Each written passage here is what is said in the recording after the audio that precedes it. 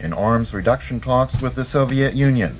That clarification today of President Reagan's proposal for nuclear weapons talks with the Soviets may bring a positive response from Moscow. 66 people are arrested this morning in a special Mother's Day blockade opposing nuclear weapons research at Lawrence Livermore Lab. The British Navy today once again shells Argentine positions on the Falkland Malvinas Islands. There's speculation that the British are preparing to land. If you are a big meat eater, there's bad news out of Kansas City today. The state of California charges that racial discrimination is blatant in Fresno's apartment complexes. And opponents of abortion rights are becoming increasingly violent. I'm Mark Miracle. I'm Ellen Kalmuck. And this is the Kpfa Evening News. Yeah, but I'm just...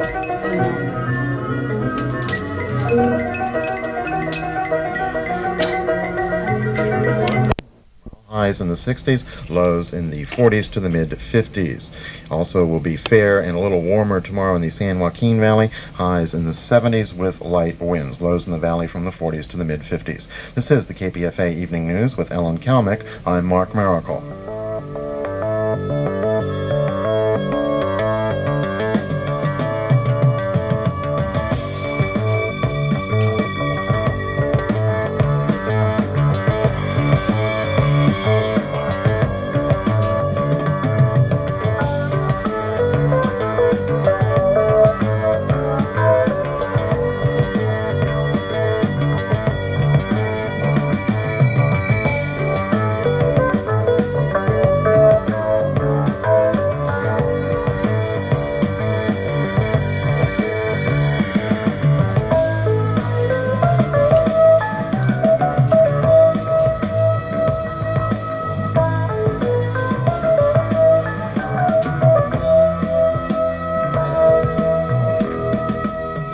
On Part 2 of the Kpfa Evening News, the nation's largest academic bargaining unit is choosing a union right here in California. Meanwhile, the Bay Area's largest union is holding elections. Those who would do in Berkeley's rent control law are keeping kind of quiet about it. And the first of two special reports from Michael Yoshida on modern-day Japan. Stay tuned.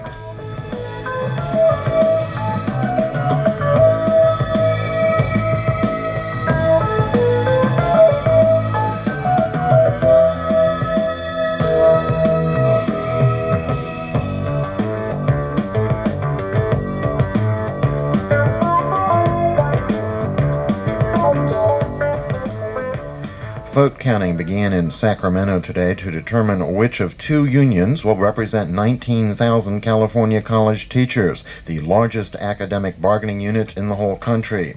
The United Professors of California and the Congress of Faculty Associations are competing to represent the 12,000 full-time and 7,000 part-time instructors at the 19-campus California State University and College system. The United Professors are affiliated with the American Federation of Teachers and the AFL-CIO and are generally thought to be the more trade union-like of the two groups. The Congress is actually a coalition of the American Association of University Professors, the California State Employees Association, and the California Education Association. The United Professors won the first round of voting in February by just 49 votes, but neither group got a majority, as 16% voted for no union at all. That set up the runoff election. Nationwide, there are about 150,000 unionized college and university teachers. The California bargaining unit will raise that by 13% at one fell stroke. The largest union in San Francisco, Local 2 of the Hotel, Bar, and Restaurant Employees Union, will elect its new officers today and tomorrow. KPFA reporter Gail Sullivan talked with some of the candidates, and here's her report. The race for union office in Local 2, the Hotel, Bar, and Restaurant Employees Union, reflects in some respects the kind of selection one might have at the buffet table at one of the fancy hotels in San Francisco.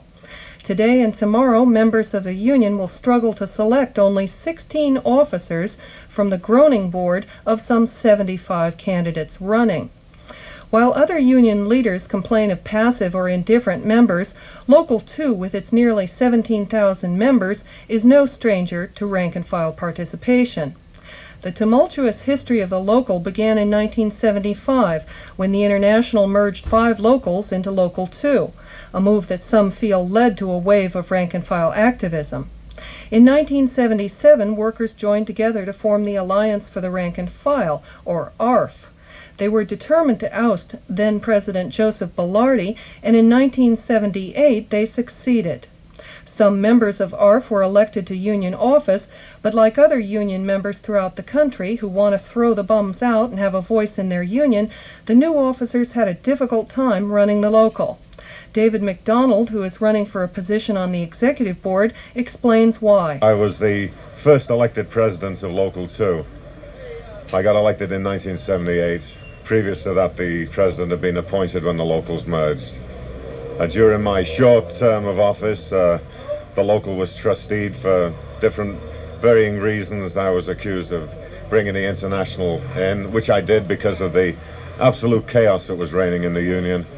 And the union was just about inoperable.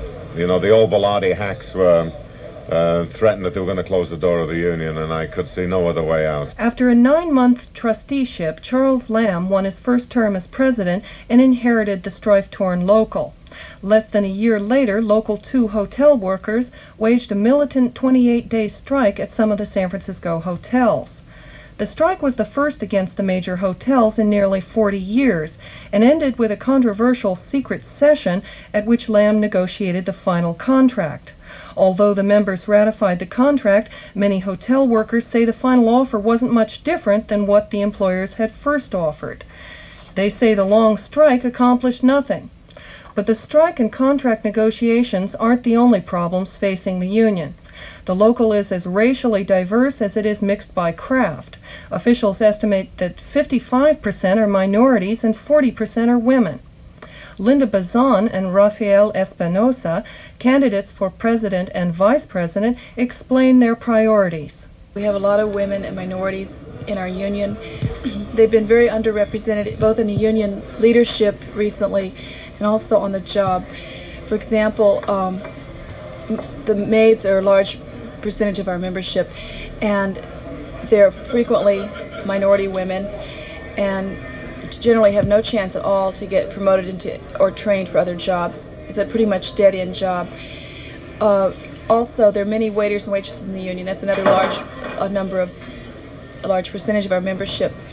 The best dining rooms are almost exclusively all male, even today, and most of the women that have waitress jobs tend to work in coffee shops and not in some of the higher class places.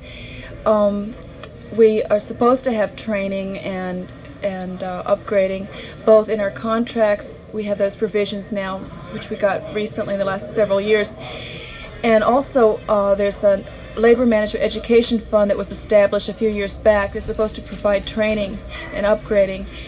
And it's funded through the employers' contributions and administered jointly by the employers and the union. However, they haven't been implementing it, and there aren't very many classes, so that people can't get a chance to learn to get the better jobs. So there's several things we need to do to correct those problems. Implement the provisions we already have, start having the classes, enforce the contract, also changed part of the hotel contract, which I feel is probably illegal if it were tested. There's a part of the hotel contract that says that certain dining rooms, which are the top dining rooms in the big hotels, certain dining rooms are excluded from the affirmative action and promotion section of the contract, and they're called specialty rooms, and they're listed, and those ones are exempted from those rules. They can have, the employer has the sole choice of who gets to work, and it tends to be white male. So we have to test that provision, try to remove that from the contract, and then implement the other provisions. Latinos Unidos is an organization that was formed in 1980 before the strike. And it was started just to help the Latinos to understand the basics of the strike, what were the basic demands of the union that was going to be fighting for. After the strike was over, we realized that we needed to continue fighting to have more representation within the union, because most of the Latinos come here and they are paying your union dues, and the union hasn't responded to the basic needs of the Latino people. So one question had been the translation of the contract and other documents that are important for Latinos to understand their rights. When people do not know the rights under the contract, they are easily manipulated by management. So we felt that that would be the first step to find, for translations.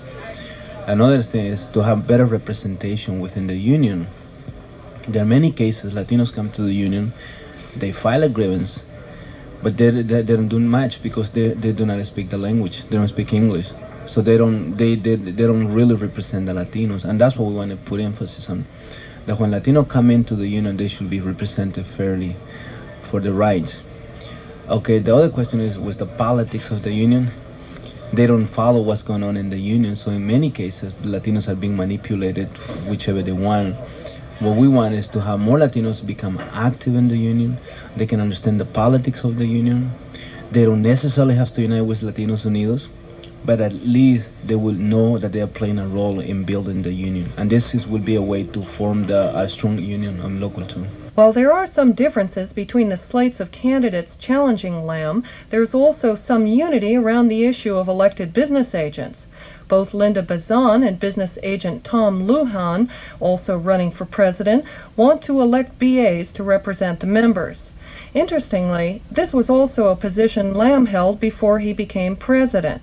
I used to think that was a good idea. I no longer feel that way because of the complexities of the modern labor law and things of that nature. What I believe in is an extremely strong shop steward system. And we've encouraged that. We've elected and trained over 250 shop stewards in the hotels who are out there functioning in the hotels right now. We think that you need a very strong shop system backed by the union with technicians at the union hall who know the law and can back the shop stewards up when they're out there on the job fighting the grievances. It should be pointed out that in a big citywide election like this, a lot of people really don't know everybody, but certainly when you elect your shop steward from your ranks, from amongst yourself, and that's where they come from, in other words, the cooks elect a cook shop steward and the waiters elect a waiter, food service shop steward, those people are people that work right alongside of you. And so we think that that's the way to build the union, organized from the bottom up, not from the top down. You're running primarily on your record, and what is that? Well, we've negotiated the best contracts for culinary workers in the United States. The culinary workers in union houses in San Francisco are better paid than culinary workers anywhere else. We've doubled, percentage-wise, every single raise in every major contract since I've been president, and we think that's a fairly respectable record. So, anybody can make promises about what they're going to do. We think that on the whole, we've delivered for the membership. We think the membership knows that, and that's why we think we're going to win.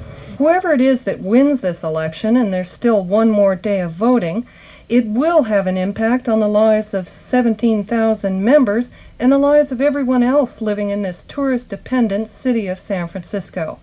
For KPFA, I'm Gail Sullivan.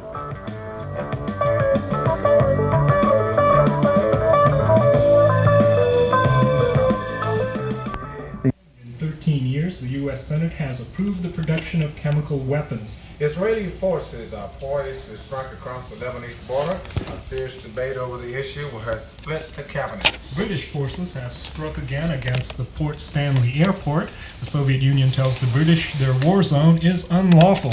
Interior Secretary James Watt says he doesn't care if the state government and California sue over his decision to open up virtually the entire coast to offshore oil drilling. The head of the California State Bar Association opposes Proposition 8, the Victims' Bill of Rights initiative. And Paul Robert will have a special report on downtown development plans in Berkeley. I'm Michael Yoshida. I'm Wendell Harper. And this is the KPFA Evening News.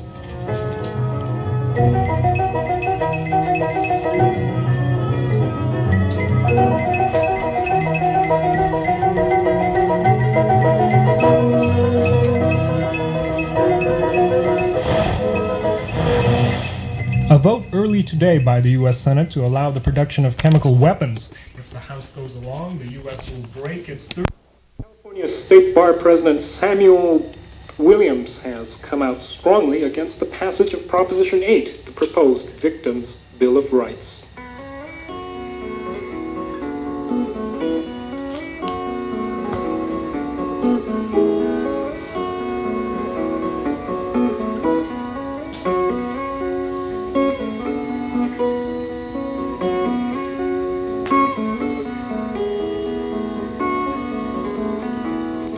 A federal judge has thrown out the officers of San Francisco's largest union.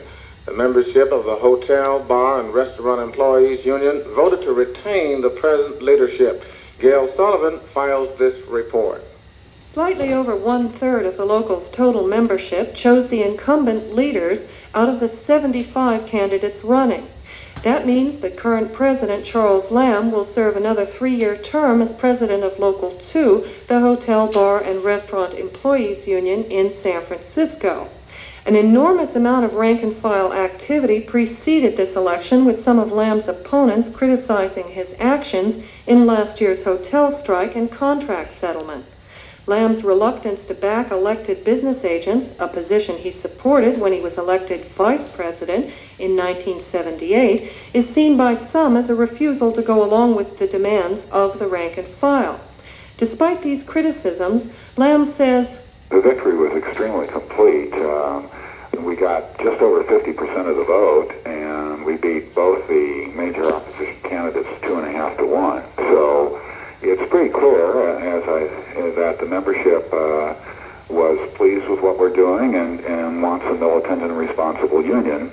The rank and file of the union have had a long time to look at what we've done, and I think they approve of what we do." Lamb captured over 2,000 votes. Of the 4 candidates running for the presidential slot, top challengers were Slate leaders Linda Bazan and Tom Lujan, both with nearly 1,000 votes. For KPFA, I'm Gail Sullivan.